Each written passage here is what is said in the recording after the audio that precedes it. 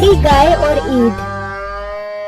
लोग अपने घरों की छत पर खड़े होकर ईद के चांद का इंतजार कर रहे थे कि जैसे ही चांद नजर आए वो ईद की तैयारियां शुरू करें, और आखिरकार लोगों का इंतजार खत्म हुआ और चांद नजर आ गया। अब्बू जान, मुबारक को ईद का चांद नजर आ गया है। इस बार कुर्बानी में कौन सा जानवर ज़िबा करने का इरादा है आपका?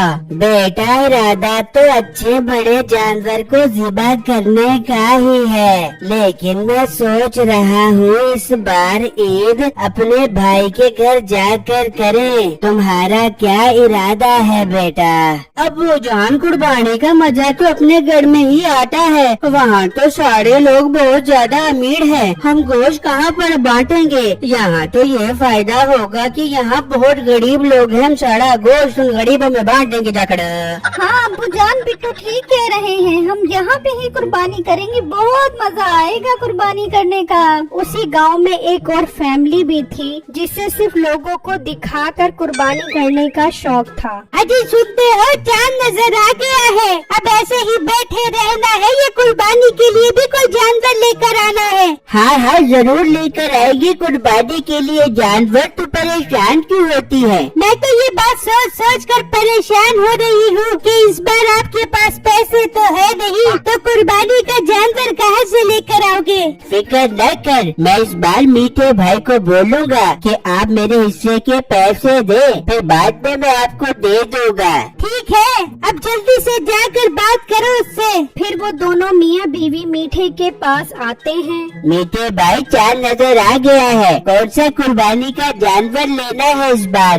भाई, हर बार की तरह बड़ी गाय खरीदेंगे। छोटा जानवर ले तो उससे इज्जत का सारा फलूदा निकल जाता है। हाँ, मैं देखा नहीं था पिछली बार जो तू छोटी सी गाय उठा के आ गया था, तो कुलसूम ने कसम से मुझे बहुत बेइज्जत किया था। इस बार बहुत बड़ा जानवर लेके आई, कसम से उनकी नाक से धुएं निकलवा दे दूंगी। हाँ हाँ बेगम, तू फिक्र न कर, इस बार भी बड़ा जानवर लेकर आएंगे, तो टेंशन न ले। मीठे भाई, इस बार मेरे पास पैसे नहीं है, आप मुझे उधार दे दो, कुछ दिनों बाद मैं आपको दे दूंगा। ओ भाई, क्या बात कर रहे हो? मैं तो सोच रहा था इस बार मैं तुम्हारे से पैसे लूंगा कुर्बानी के, और तुम उल्टा मुझे से मांगने लग गए हो। मीठे भाई, मजबूरी है, अब क्या करे, कुर्बानी भी तो जरूरी है, वरना पूरे खानदान में नाक कट जाएगी। नाक कट जाएगी तो क्या तुझे पैसे उधार दे दे बे? तू अपनी जमीन बेच दे, कुर्बानी के लिए बंदे को पता नहीं क्या क्या कुर्बानियाँ देनी पड़ती है। हाँ भाई, नसीबो ठीक कह रही है, तू अपनी जमीन बेच दे, जमीन तो दोबारा बन जाएगी। एक बार नाक कट जाए तो फिर इज्जत वापस नहीं आएगी। ठीक है भाई, इसका मसला भी हल कर लेंगे, पहले मंडी चलते हैं, जाकर जानवरों के रेट देख कर आते हैं। फिर वो दोनों मंडी के लिए निकल जाते हैं तो वहाँ एक बहुत बड़ी गाय खड़ी होती है। क्या कमाल की गाय है, कसम से इसकी कुर्बानी करेंगे तो हर तरफ गोश्त ही गोश्त बिखर जाएगा।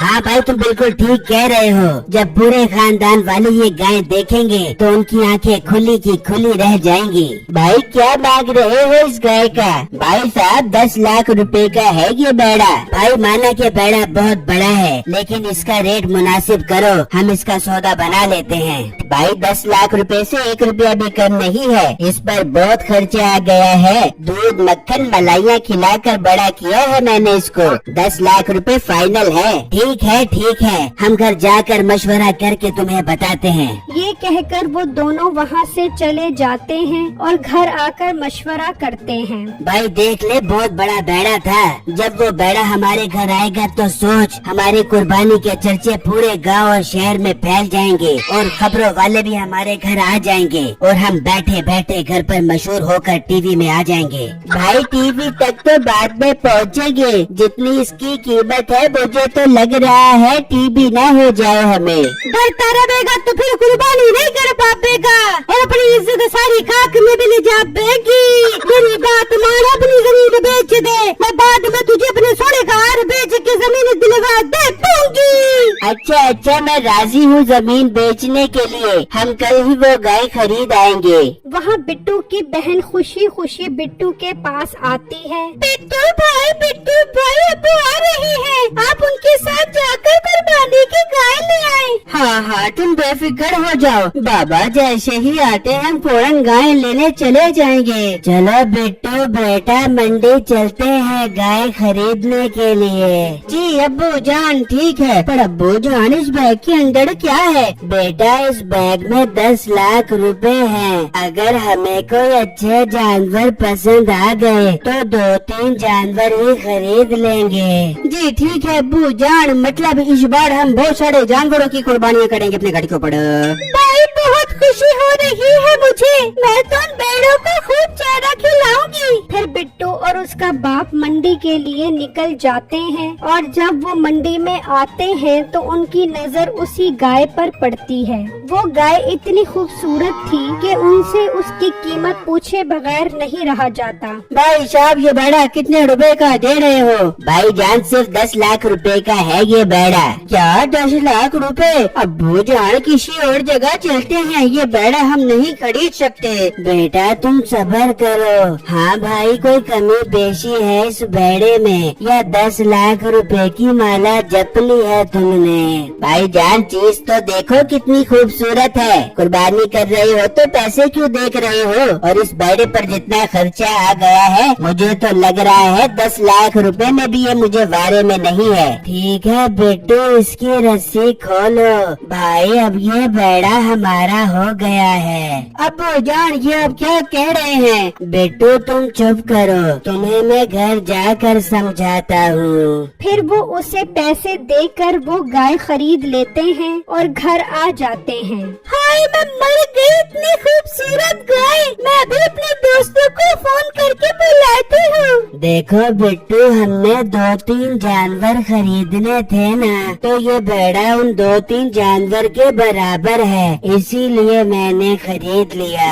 अरे वाह अब्बू जान ये तो आप ठीक कह रहे हो, मैं भी जाकर इस बेड़े के लिए चारा लेकर आता हूँ। वहाँ मीठे का भाई अपनी जमीन का सौदा कर देता है और वो दोनों पैसे लेकर मंडी जाते हैं। भाई वो बेड़ा कहाँ है जिसकी हम बात पक्की करके गए थे? वो बेड़ा तो बिक गया, साथ वाले गांव वाले खरीद कर ले गए हैं। क्या तुमने उसे बेच दिया? हमने कहा था कि हम मशवरा करके आ रहे हैं। नहीं मैं क्या तुम्हारे इंतजार में बैठा रहूं? अच्छा ग्राहक आ गया था तो मैंने उसे बेच दिया। मीठे भाई मैंने अपनी जमीन बेच दी है, मुझे अब वो बेड़ा चाहिए। भाई थोड़ा हौसला कर, हम उनके पास जाकर वो बेड़ा ले लेते हैं। फिर वो दोनों बिट्टू के घर आते हैं तो वो वहाँ गाय देखकर खुश हो जाते हैं। मेरे प्यारे अंकल ये गाय जो आप खरीद कर आए हो, हमने इसका सौदा किया था। वो तो हम घर से पैसे उठाने गए थे तो आप पीछे से आकर ये बेड़ा खरीद लाए हो। तो बेटा सौदा तो नसीब का होता है,